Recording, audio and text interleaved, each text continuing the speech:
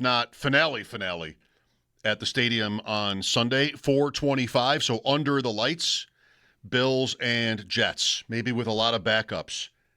Could be an anticlimax. I talked to Sal the other day, sort of like ruining the situation here. Like the playoffs are coming, but almost definitely on the road throughout even, and what will Sunday feel like? And he's like, well, you could just kind of separate that and enjoy the day.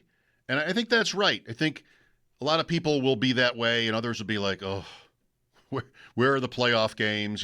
Just what a weird way to end it. I don't know. I mean, a lot of bad teams close stadiums, and what does that feel like? I think it's complicated. With me now is Joe Ostrowski on the West Her Hotline, Chicken Dinner, longtime host of Bet Sweats on the Odyssey app. Joe, Happy New Year. So glad you're taking the time out to join me today. Oh, of course. Happy New Year, Mike. How you doing? Good. So let's talk some awards here. Yeah. Not that we can bet these in New York, but anybody out there knows somebody, and not all our listeners are in New York State anyway. They're not so confined. Starting with MVP, I want to know, which of these markets do you think it's kind of over? There might be a couple where it's not over. A couple have been really interesting this year.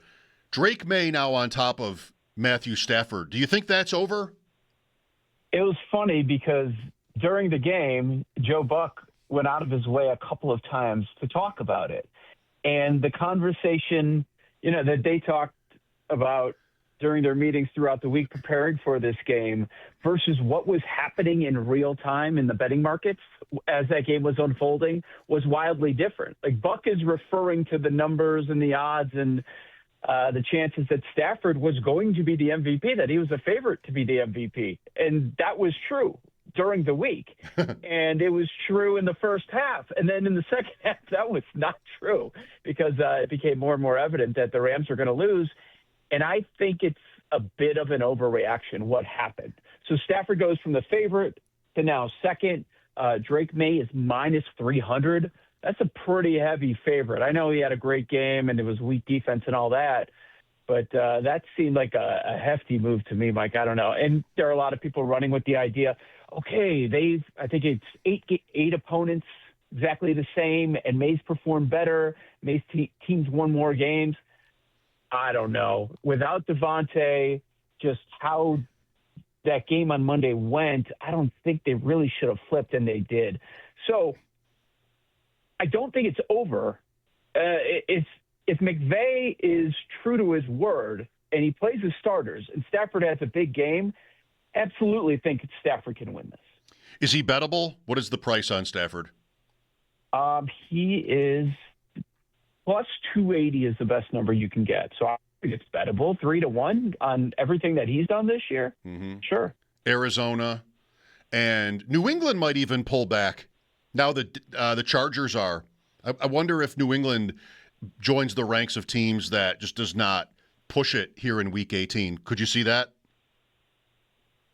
Yeah, I could see that, especially with the likelihood. I mean, the two biggest favorites on the board this week, Denver and Jacksonville, and it's not like we're talking about a 7-point favorite. We're talking about almost 2 touchdowns, 12.5, and then the intel of no Herbert, and it makes sense that Denver is just going to win. I mean, the most likely scenario in their mind is, look, we're probably going to be the two. Like that's what it looks like it's going to be. It's not just chances are coin toss. No, it's Denver 12.5-point favorite, New England 10.5-point favorite, Jacksonville 12.5-point favorite. Those slots are very high probability they stay the same. Look at how it fell, Joe, in the AFC. Denver gets Trey Lance. New England gets Quinn Ewers. Jacksonville gets, Cam Ward. Houston gets Riley Leonard. And the Bills get Brady Cook. I mean, who needed this Week 18? Whose idea was Week 18? Like, these are all – it's tempting for any of these teams to just be like, especially if Jacksonville gets up 14-0, I don't know. It could be a really lame week with all of – there's no playoff spots even up for grabs. I know. Okay, so in the betting world, the big thing is, and we saw some of this last week, is when you're betting, when you have a matchup of two teams, got to have it. They need to have it, incentivized to have it, versus a team that is eliminated and has nothing to play for. And the team that is eliminated has nothing to play for usually covers about 60% of the time. And that would be surprising to people, but the number is boosted, the point spread, and then it goes up even more because everybody's betting on that side. Mm-hmm. So there are always surprises, but yeah, we have so many games. Like I'm still alive in one of these revival pools. It's $500,000, but nice. The problem is there's a lot of people left, but it would still be a nice payday. And a few hours ago, Philly was on my list, and now I've got to scratch them off. They were a 7-point favorite, and then they come out like, no, Tanner McKee's going to play. So now it's down to 3.5 or 4. I'm not putting everything on the line with Tanner McKee. And so now I'm staring at your Bills or the Bengals. Like, those are basically going to be my two options. The Bengals. Yeah, the Bengals with Burrow. They said they're playing their guys. Yep. Yeah. The Eagles are another one. They get who? Josh Johnson this week, maybe? I don't even know where Washington is at. With Joe Ostrowski. Joe, what does Coach of the Year look like? I think this is the most intriguing race because there are probably 6 guys you can make a case for. It's up in the air. Now, as far as the betting markets say the favorite is, the best chance, they're saying Vrabel. I don't agree with that entirely, especially since he's not going to get a 1 seed. But, big name, big market, like huge surprise this year with the Patriots. He's minus 140 to be your Coach of the Year. The biggest mover over the last few weeks has been Kyle Shanahan. He's now your second favorite. It's just, what was interesting is on last Sunday night between the Bears and the 49ers, it seems like whichever coach won that game was going to be right up there with Vrabel. If on that last drive the Bears score a touchdown and the Bears win that game, it's probably Ben Johnson. But instead, Ben Johnson right now is 30-1, and Shanahan's the one up there. Wow. So they're saying Vrabel, Shanahan close. Shanahan's plus 190. Then McDonald drops down plus 750. Then Cohen 17-1. Ben Johnson 30-1. Sean Payton 66-1. Now, I respect the betting market. I look at those 6 names. I think any of them could win. Like, who knows what these voters are going to actually end up doing. But I don't think there's that much of a separation. I fully believe there will be plenty of people that sit down and when they vote and they'll write down Ben Johnson, they'll write down Liam Cohen, and those are the 3rd and 4th favorites right now. It's such a weird vote. I mean, Coach of the Year is generally the coach of the team that did the most better than you thought. So you could have, a lot of different opinions on that. And then I think you look at, take Vrabel or even Ben Johnson or even Shanahan. How good is the quarterback? If you think May is this, or Purdy is this, then you might subtract from the coach in that. Whereas I don't know if it's Caleb Williams necessarily as a first overall pick, but there's that. I think maybe that helps Cohen having a quarterback who also was a first overall pick, by the way. It's just like really an individual choice. Offensive Rookie of the Year, I think of you here because I heard you talk about Jackson Dart all the time and then Travion Henderson. And I don't know, it looked like you might have been all set, but is Tyler Shuck going to win? Do you have a Shuck ticket? I heard you do. No, talked. I recommended it, but I can't bet awards, so I didn't go as far as to do it. Not that long ago, he was 200-1. Oof. Before they moved him to be the starter. You can't bet everybody. No, and right. I know a lot of people that were betting Tyler Shuck, and I'm just like, you know what? I have enough with the Offensive Rookie of the Year. I'm not going to do anything there. Shuck is the second favorite. He's plus 150. Tedero McMillan, he's a favorite at minus 115. It's probably a situation where it comes down to what happens in the last week, and New Orleans could very well win this game. With New England, to your point earlier, I would like Henderson to play. It'd be a great result for me, but I don't know that that's going to happen. So, yeah, I'll probably be stuck there with a 3rd and 4th favorite.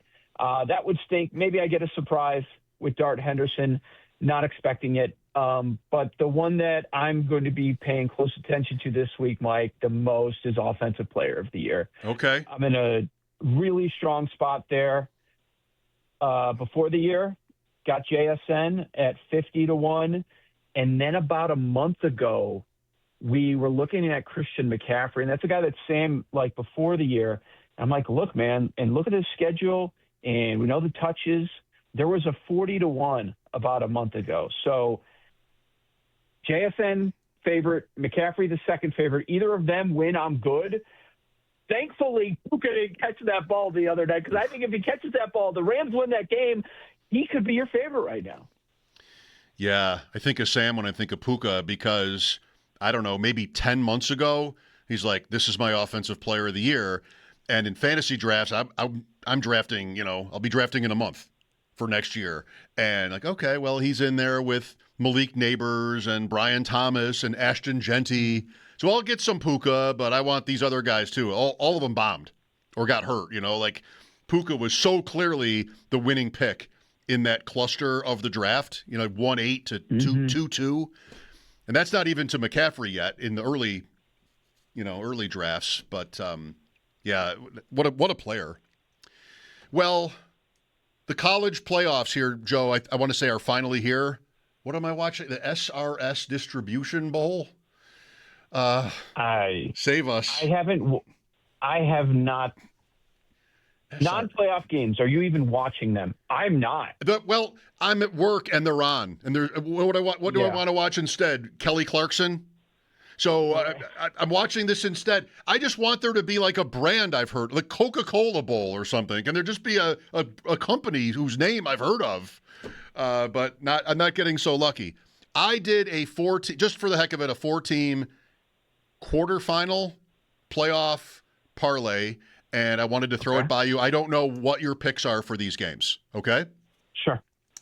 Miami, Texas Tech, Indiana, Georgia. Okay. Miami. Yeah. I mean, that would be, if you get that home, you are going to be very, very excited. Why not? That juices things up. I don't think the Buckeyes are unbeatable. Same. Miami can win in the trenches there. Same. So I don't think that's a bad idea. Texas Tech, they're the dog. I have them winning outright. Mm-hmm. I like them a lot. Make a deep run.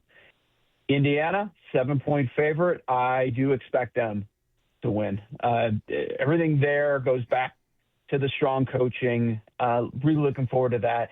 It feels like a lot of people are going to be taking Alabama +7. And if I had to, I'd look to the Indiana side. And was your last leg Georgia? Yes. Yeah. Yeah. So the first two games you have dogs. Next two you have favorites. I like Georgia. I think Texas Tech and Georgia could meet up in the end. I feel good about it. Indiana's one of these games where just like you would knee-jerk to Alabama, and they were giving you 7 points if you take Alabama, so they're begging you to. That's what it looks like to me because of the name power. What did that pay? And was that just winning? I took spreads. So whatever a standard. Oh, gotcha. 4-1. But now I might do the money line thing after talking to you. And I want to say, I should tell listeners, I really almost never watch a college game unless it's on against Kelly Clarkson, who I don't even mind, but I can't have the volume up. But I do follow the NFL closely, and I don't do that much better. So that's my disclaimer. I've had a good year on our picks with Bulldog, though, on the pros. So that's something at least, but it's probably all luck. Joe, by the way, on my maybe you know this, ADP Chasing, the fantasy podcast I've hosted Tuesdays through the year, the guy I replaced as host of the show won $2 million on Monday night. Wait, who was it? Best Ball Mania, Sam Sherman. What? I feel like everybody won $1 million the other day. I know. Just not us. Did you notice that? Greenberg's producer won $1 million. Okay. On Get Up. Okay. I'm blanking on his name right now. That's right, because there was a little bit of controversy about that. I know. I didn't say anything, but I had the same thought go through my mind. Okay, nice to see people are following up on that.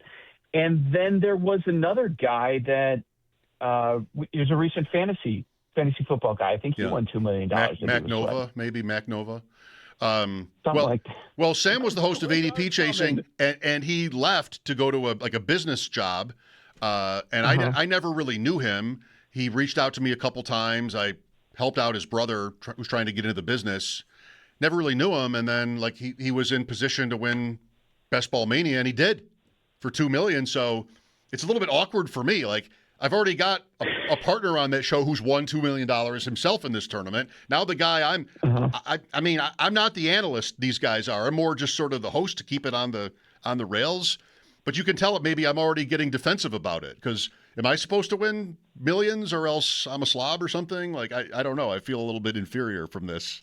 But, I know. Sam seems like a good guy and, great, good for him. I mean, that's amazing, life-changing.